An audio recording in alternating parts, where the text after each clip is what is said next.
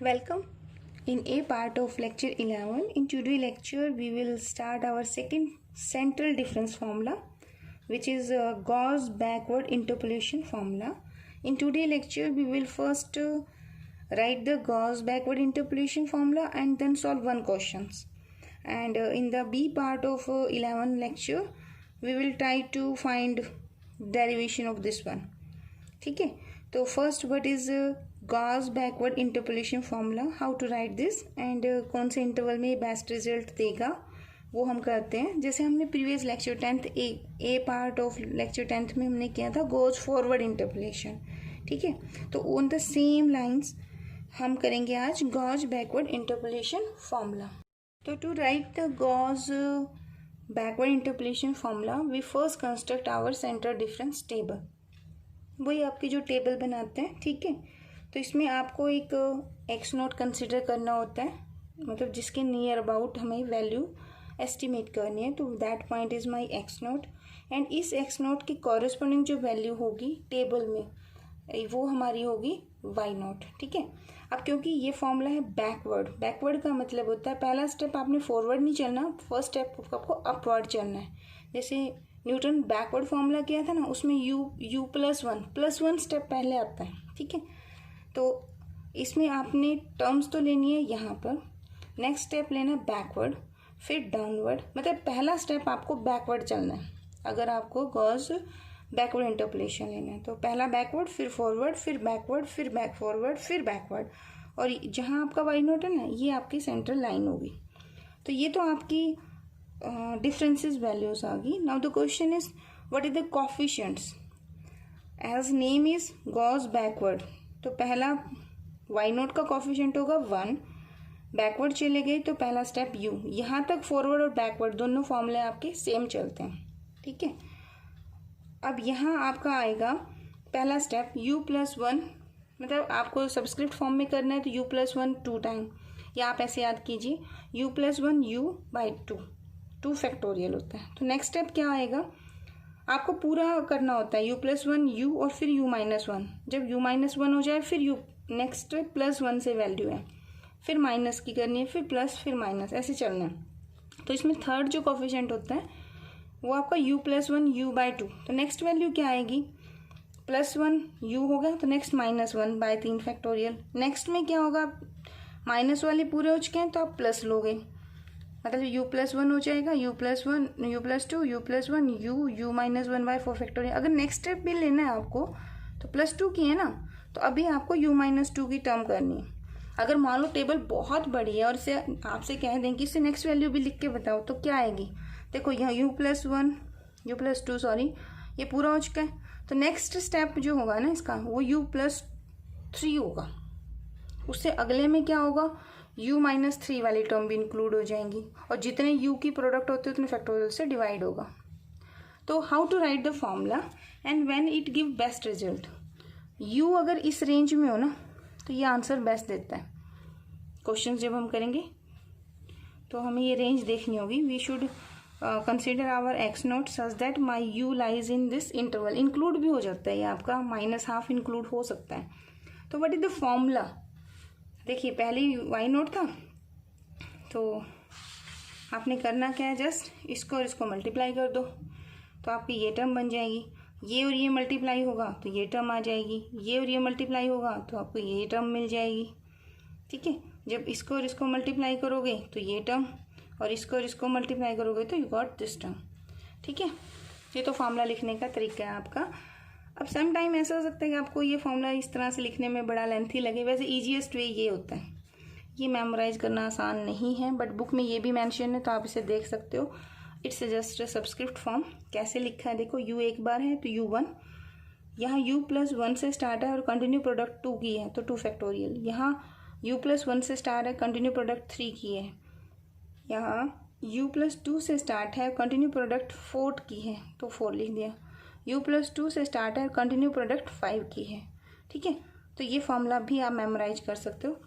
Some time ज़रूरी नहीं है कि मुझे u की फॉर्म में करना है. एज इन प्रीवियस लेक्चर मैं ये भी तो कह सकती हूँ कि x is equal to x naught plus p h. तो in that case your p is what, your u, यानी आप इस फॉर्मूले में p को सॉरी यू को पी से भी रिप्लेस कर सकते हो। देखो ये क्या बना, पहले टर्म वाई नॉट, फिर ये आपका जस्ट आपने यू को किससे रिप्लेस कर देना है, पी से कर देना है, ठीक है। तो हो सकता है कहीं आपकी बुक में नोटेशन पी की हो तो पी से भी हो जाएगा। मान लो मैं आपसे कहूँ कि नेक्स्ट टाइम यहाँ क्या आएगी, तो नेक्स्ट ये वाली आनी है, तो ये क्या बन जाएगा, this gives p + 2, p + 1, this is p, p - 1, p - 2, how many p, 5 factorial, and this is delta 5 of y - 3 and plus so on. जितनी टर्म्स आपको टेबल में दे रखी हो तो उतना करना है, ठीक है।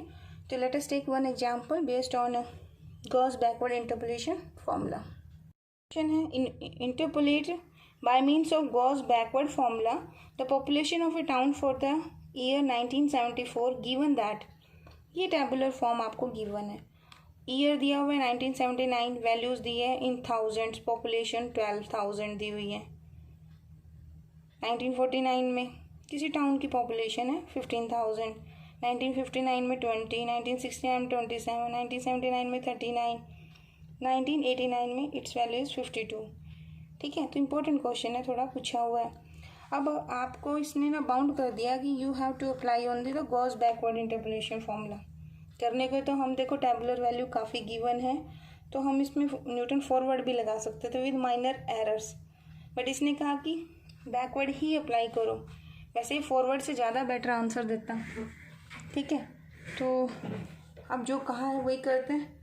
इसने कहा गॉस बैकवर्ड अप्लाई करो, तो बैकवर्ड में हमारी आंसर्स जो है वो बेटर तब आते हैं जब u की वैल्यू -½ से 0 के बीच में होती है, ठीक है।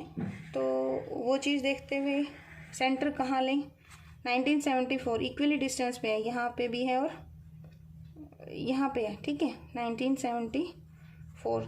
तो आप इसको भी ले सकते हो, इसको भी ले सकते हो। इसको x नोट लेंगे तो पॉजिटिव आंसर आएगा, जबकि u क्या होना चाहिए हमारा, नेगेटिव, क्योंकि बैकवर्ड लगाना है ना। तो I will take my centre is 1974। So first you will write the table for this one. तो before writing table x naught कितना आएगा 1974, किस पॉइंट पे वैल्यू निकालनी है 1974 पे। h क्या है आपके क्वेश्चन का, डिफरेंस, दैट इज हियर 5, नहीं डिफरेंस आपका 59 से 69, 39 से 49, तो 10 का है ना आपका h का डिफरेंस जो है, दैट इज योर 10 हियर, ठीक है। तो calculate the value of u। तो formula for u is this one. तो x की वैल्यू 1974, x नोट में इधर लेगी 1979, u मुझे कैलकुलेट करना है, h की वैल्यू 10 पुट कर दो, तो this will be gives you 5/10, ठीक है, माइनस का, तो u is equal to 0.5। Now I need the values कि क्या क्या आंसर्स आएंगे। तो construct the table for this. So I constructed the table, ठीक है। 1939, 1949, 1959, 1969, 79 and 89. I can also calculate the value of u here. Here I wrote p.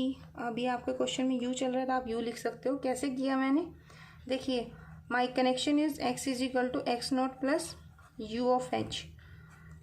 Here x naught मैंने क्या consider किया है, this value is x naught, ठीक है। तो 39 यहाँ हम रखेंगे x की वैल्यू, फर्स्ट केस में 39, मेरा x नोट मैंने क्या लिया 1979 इज इक्वल टू u, ठीक है ना। यहाँ पे कॉरेस्पॉन्डिंग u की वैल्यू बतानी है, h कितना है 10, तो यहाँ से अगर मैं कैलकुलेट करूँ तो आंसर कितना आएगा 39 is this is,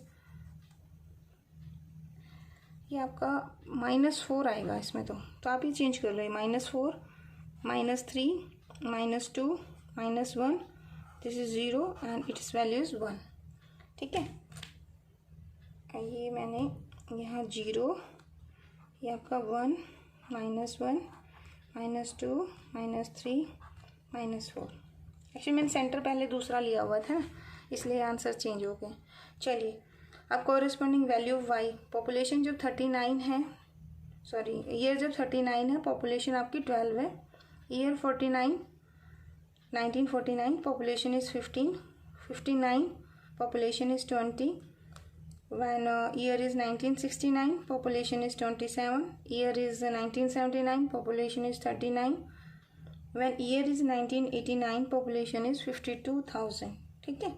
Now construct the difference table. 15 minus 12, 30. 20 minus 15, 5.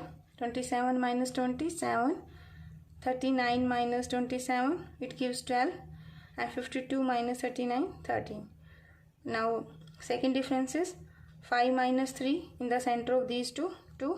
7 minus 5, 2. 12 minus 5, it gives 5. 13 minus 12, its value is 1. The third difference, 2 minus 2 is 0. 5 minus 2 is 3. 1 minus 5 is minus 4. The fourth difference, 3 minus 0, 3. minus 4 minus 3, it is 7 and so on. ठीक है. अब ये depend करता है. देखिए वैसे rule ये कहता है कि जितनी ज़्यादा टैबुलर वैल्यूज़ आप यूज़ करोगे रिजल्ट आपका उतना ज़्यादा एक्यूरेट आएगा. ठीक है. बट यहाँ बाउंड कर दिया कि गॉज बैकवर्ड अप्लाई कीजिए. That's why I am taking the centre this one. आप इसमें फॉरवर्ड भी लगा के देखना, उसमें डाटा ज़्यादा यूज़ होगा, ये भी यूज़ हो जाएगा. ठीक है. चलिए let us write the formula for this one. अच्छा बिफोर फार्मूला देखिए ये मेरा सेंटर है तो its value is Y naught. ठीक है. और गॉज बैकवर्ड में पहला स्टेप अपवर्ड करना है तो ये मेरी सेकंड वैल्यू होगी. ये वाई नॉट है तो ये डेल्टा वाई माइनस 1 होगा. डाउनवर्ड जाओगे तो delta square Y minus 1. Upward जाओगे तो डेल्टा क्यू वाई माइनस 1. अब नेक्स्ट स्टेप जो होगा इसमें वो मेरा डाउनवर्ड होगा. And in my table I don't have any value तो I will write my formula up to third differences only for this table. ठीक है. सो द फॉर्मूला यानी कि Gauss backward interpolation formula will be this one. Now put all the values. Y naught कितना है 39. Delta Y minus 1 कितना है 12 है. Delta square Y minus 1 this is 1. Delta cube of Y minus 2 its value is minus 4 and U in this case is 0.5. ठीक है. तो इन सब values को आप पुट कर दीजिए. मैंने ऑलरेडी कर दिया है आपका. तो it's values I got hair 32.375 thousands. तो आप कह सकते हो 32,375 अप्रॉक्सीमेटली. ठीक है. आप आंसर को वेरीफाई भी कर सकते हैं. कैसे करेंगे देखो यहाँ पे 74 पे पूछा हुआ है. 69 में 24 है. इंक्रीजिंग फॉर्म में तो 39 से कम आंसर आना है. ठीक है. अच्छा ये क्वेश्चन है ना मैंने पहले ही भी किया हुआ है, मैं आपको दिखा देती हूँ, आप भी इसे करना. गॉज फॉरवर्ड कहा 97. If I choose the centre 1969 जो मैंने पहले टेबल बनाई थी वो फिर टेबल ऐसे बनेगी. अगर आप 1969 को सेंटर लेंगे तो this will be my first Y naught and 1 upward delta Y minus 1 हो जाएगा. डाउनवर्ड जाएंगे तो आपका ये टर्म, ये आपकी नेक्स्ट टर्म्स आएंगी. ठीक है. एंड एक वन मोर थिंग आप इसे देख सकते हैं, ये एक्स्ट्रा क्वेश्चन है, आप करके देखना इसे. तो सेंटर अगर मैं 1969 लेती हूँ तो मेरी पी की वैल्यू 0.5 बन जाती है यानी क्यू की वैल्यू. इससे क्या होगा I can use more tabular values. तो इससे रिजल्ट में क्या फ़र्क आएगा. आई ऑलरेडी सॉल्व दिस, आप जस्ट इसे चेक कर लेना. ये देखो पी आएगा, फिर p+1 p आएगा, फिर p+1 p -1. अब दोनों प्लस माइनस कंप्लीट हो गए तो नेक्स्ट टाइम p+2 होगा, फिर p-2 बैलेंस होगा.